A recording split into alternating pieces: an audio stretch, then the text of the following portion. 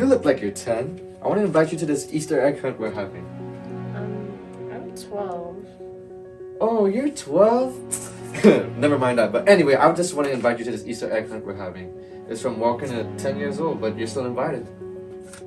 Thanks. Thank you, sir. No problem. Have a good day. Daddy, I don't like how that man talked to me. Why? What's wrong? He called me 10 when I'm literally 12. Okay. What do you want me to do? It's okay. It's okay. Oh, you want me to talk to him? You want me to talk to that guy? All right, give me that invitation. Get in the car. I'll talk to him. You go. Excuse me, sir. Yes? My daughter didn't like what you said to her. She was offended. What? What do you mean? Well, she's 12 years old and you told her that she was 10. She didn't like that. Well, sir, I sincerely apologize. It wasn't my intention to offend her. Do you have children of your own? Yes, I do, sir. Well, you need to watch how you talk to children, bro. Well, sir, I'm really, really sorry about that. It wasn't my intention to hurt her feelings. Okay. Well, just be careful what you say around kids, because you could offend them.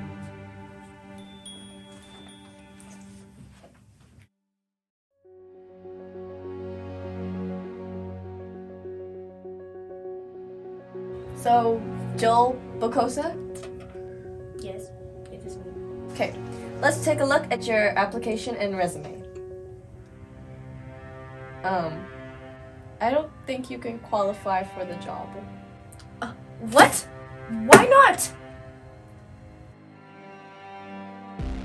Because you applied for the engineering job, and you're too young, you don't have enough experience, and all you wrote on your resume was English. What? This is so unfair. How could you do this to me? Well, it's just the truth. You don't have enough experience to be hired for this job. How could you do that? This is so unfair. How could you do this to me? Life is so unfair. I'm gonna tell my daddy on you.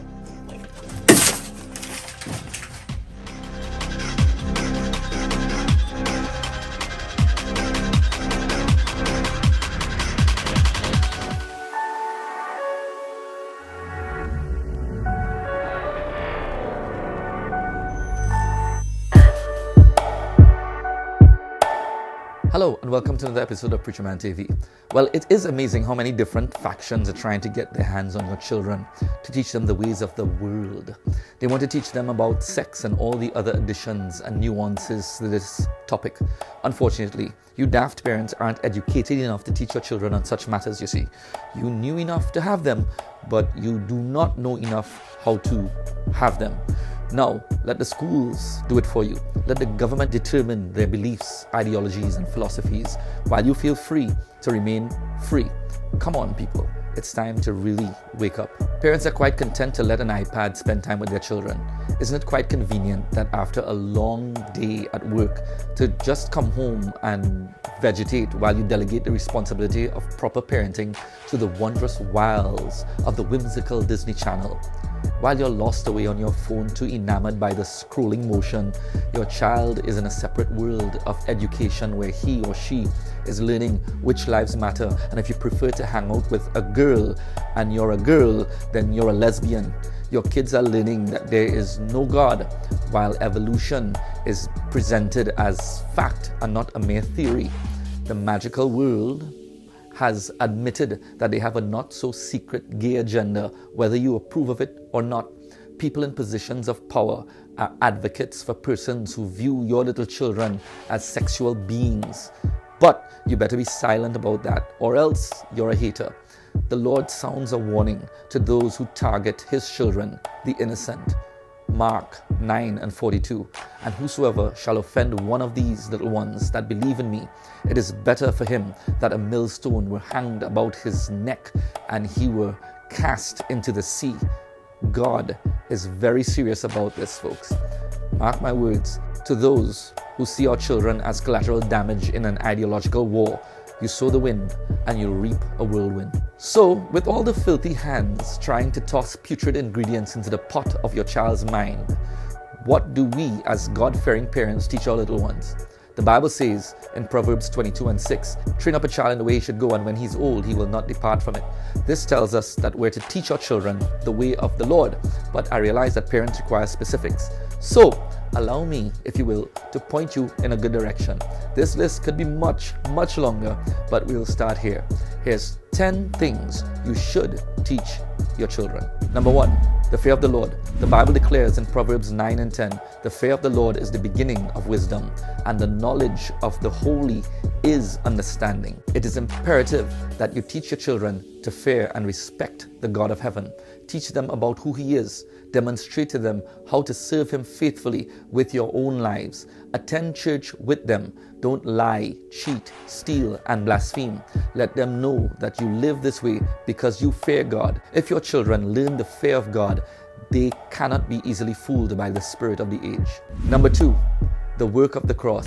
It is imperative that our children know the value and the importance of the work of Christ on the cross. 1 Corinthians 1:18, for the preaching of the cross is to them that perish foolishness, but unto us which are saved it is the power of God. If your children grasps what Christ did on that cross, then they will never suffer from fear and thoughts of inferiority. The creator of the universe died on a cross just for them. Imagine the ramifications to that tiny mind. They will know that they are valued. Number 3, teach your children how to value themselves and others. Teach your sons how to treat a woman and your daughter how she should be treated. How you do this is by treating your wife or husband with love. Preacher man, let your sons see how you love and cherish their mother. Let your daughter know her true value by the way you cherish her. Teach them the intrinsic value of human life and that we were made in the image and the likeness of God. Number 4, teach your children how to manage money. Teach your children that money is a terrible master but an excellent servant. Teach them how to save. Teach them how to invest. Teach them how to live with and without money and how not to covet it. Teach them how to invest in eternal things while pointing out the frailty of temporal things.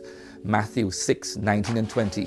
Lay not up for yourselves treasures upon earth where moth and rust doth corrupt, and where thieves break through and steal.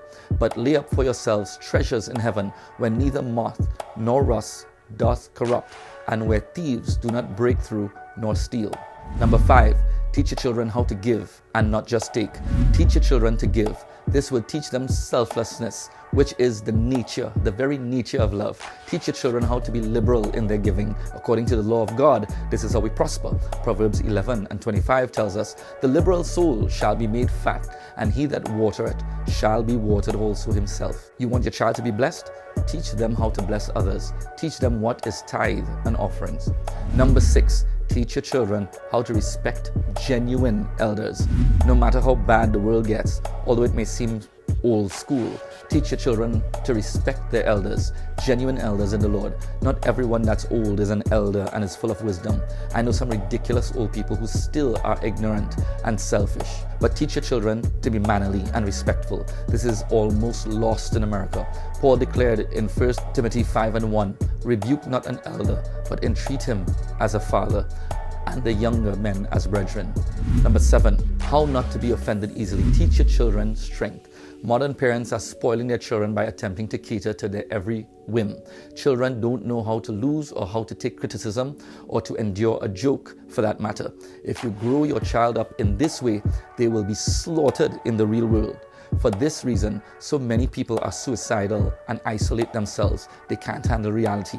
Teach your children hard lessons. Contrary to the fairy tale Jesus of modern American Christianity, the true God of Christianity is willing to teach tough lessons to strengthen you.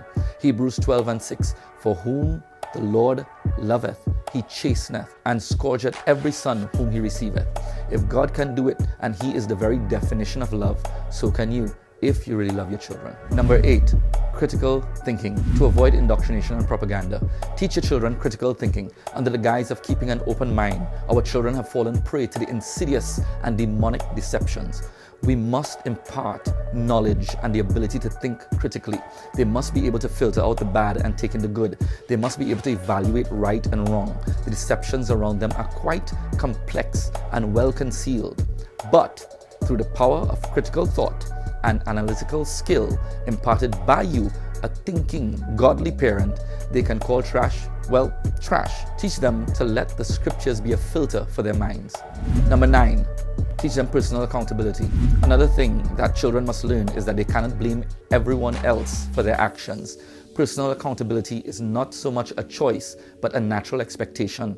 In the modern age, where everyone has a story of abuse that gives way to some ridiculous justification for wrong actions, personal accountability remains inevitable still. This will always be so, especially when they stand before God, the judge. You will not be able to blame anyone else for what you have done. Teach them that there are consequences for every action, and they will be required to give an account, if not in this life, in eternity. Last but not least, number 10, basic biology. Teach your children basic biology. Teach them what is sex when the time is right. Teach them that there's only 2 genders, male and female, as proven by science, Genesis 1:27. So God created man in his own image. In the image of God created he them. Male and female created he them. Some may ask, why is there confusion over this topic? Well, I heard one man put it quite well when he said, science doesn't say anything, scientists do. People, in an effort to accomplish a sinister agenda, compel all sorts of trickeries and falsities on our society. Our children are the most susceptible, the most vulnerable, because their minds are in the molding stage. This is why the powers that be are warring for the right to mold young minds. But this is not their right. It never was. So, as we see, parents relinquish their right to raise their children in a healthy and proper manner. There is a lot that we can do for our own children. Grow your children in the nurture and the admonition of the Lord. Teach them to be selfless and not selfish. Teach them that they are more than a sexual being. They are more than the color of their skin or the fortuitous occurrence of flesh and bone. Like I said, I could go on with this list. Let them know that they are fearfully and wonderfully made by God, the God of heaven, the creator of heaven and earth. Now think about that. I'm wading through this water, Lord, for better or for worse. In all my ways, I'm putting Jesus first. With love in every line, in every song, in every verse.